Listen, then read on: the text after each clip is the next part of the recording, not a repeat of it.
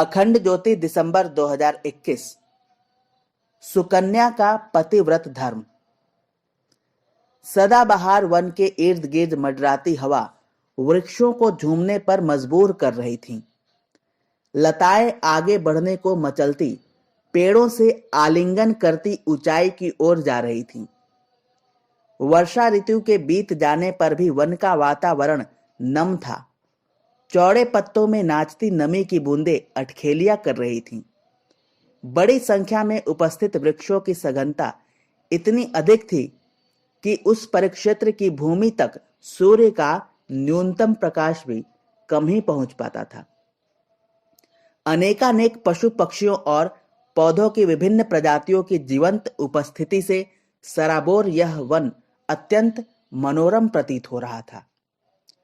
तप हेतु वन की अनुकूल स्थिति को भांपकर महर्षि भृगु के परम तेजस्वी पुत्र ऋषि च्यवन उस वन में तप करने बैठे।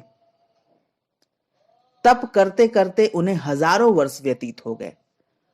उनके शरीर में दीमक मिट्टी चढ़ गई। लता पत्तों ने उनके शरीर को ढक लिया।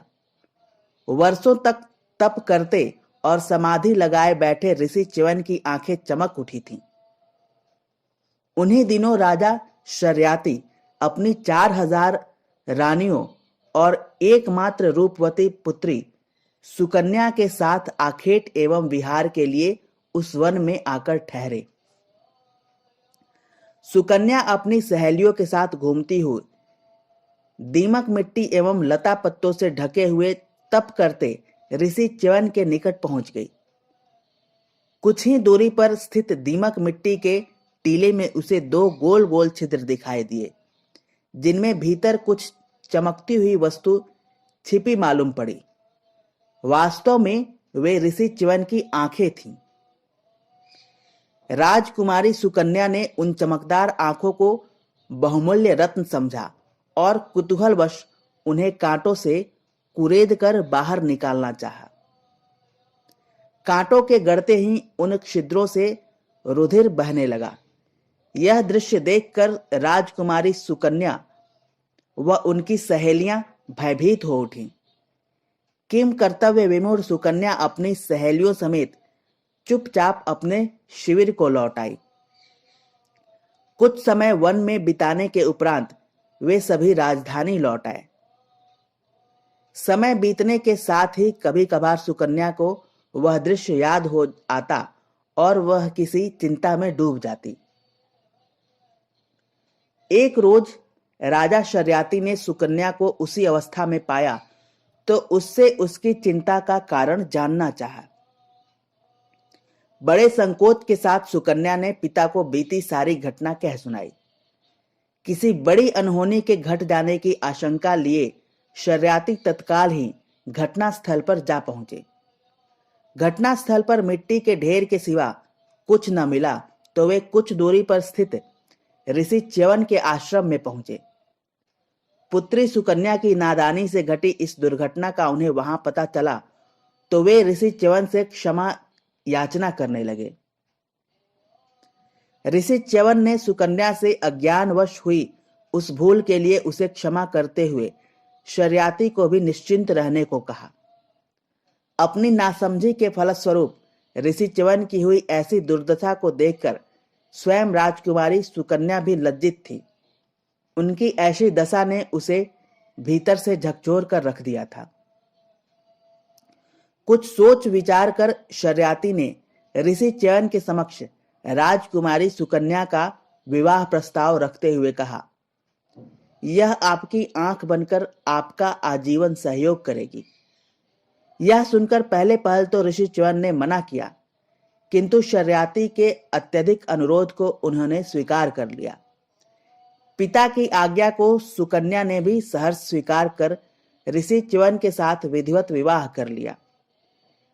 पहले पहल तो उसने इसे प्रायश्चित मानकर ऋषि च्यवन का गृहस्थी में साथ दिया, परंतु बाद में वह बंधन भी कर्तव्य में बदल गया। पतिव्रता सुकन्या को पति ऋषि च्यवन की सेवा करते अनेक वर्ष बीत गए। उनका वह संबंध इतना प्रतिष्ठित हुआ कि आयुर्वेद के आदि आचार्य अश्विनी कुमार उनकी मदद हेतु एक दिन उनके आश्रम आ पहुंचे।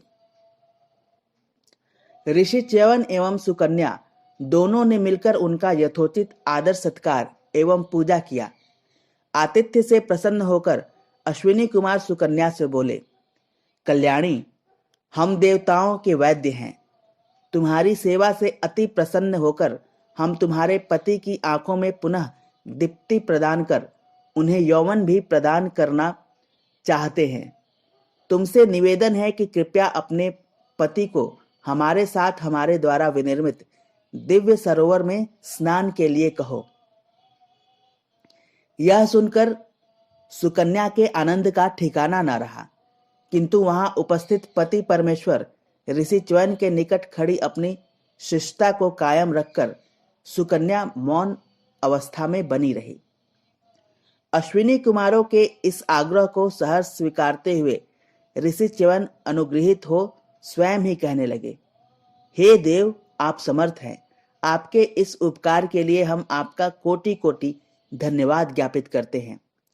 परंतु ऋषि होने के नाते आपके इस उपकार के बदले में हमारी जो कुछ सामर्थ्य है उसी अनुसार आपको कुछ देना भी चाहते हैं। अपनी बात आगे बढ़ाते हुए ऋषि च्यवन ने कहा, अभी तक आपको यज्ञ में भाग नहीं मिलता है, किंतु अब से हम आपको यज्ञ में भाग दिलाएंगे। ऋषि च्यवन के इस वचन को अश्विनी कुमारों ने सहर्ष स्वीकार किया व अपने कहे अनुसार वे उन्हें साथ लेकर स्वनिर्मित दिव्य सरोवर में ले गए व उन्हें विधिवत स्नान करवाया।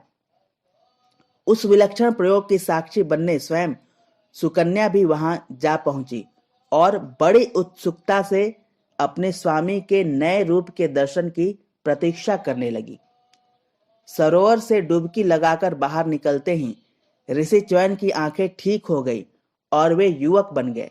उनका रूप, रंग, आकृति आदि बिल्कुल अश्विनी कुमारों जैसे हो गए। अब बारी थी सुकन्या के पतिव्रत धर्म के परीक्षण की, जिस हेतु अश्विनी कुमारों ने सुकन्या से कहा, देवी, तुम हम में से अपने पति को पहचान कर अपने आश्रम ले जाओ। अपने पतिव्रत धर्म के निष्ठापूर्वक पालन से विकसित हुई दिव्य चक्षुओं से उसने अपने पति को पहचान लिया व आगे बढ़कर उनका हाथ थाम लिया। सुकन्या की इस क्षमता को देखकर अश्विनी कुमार बहुत प्रभावित हुए। उन्होंने न केवल सुकन्या के पति के जराजीर्ण शरीर को स्वस्थ और बलिष्ठ बना दिया था, वरन बाद में ऋषि च्यवन को वह विद्या भी सिखाई जिससे वृद्ध शरीर को पुनः से यौवन प्रदान किया जा सकता है। इसी को आधार बनाकर च्यवनप्राश का निर्माण हुआ। राजा शर्याती को ऋषि च्यवन की आंखें ठीक होने व उन्हें नया यौवन प्राप्त होने का समाचार मिला तो वे भी अतीव प्रसन्न हुए और उन दोनों से मिलने उनके आश्रम आ पहुंचे व उन्हें अपना स्नेहाशीष प्रदान किया। सभी ने सुकन्या के उपकारी चरित्र को सराहा व उसे अनंत शुभकामनाएं दी। समाप्त।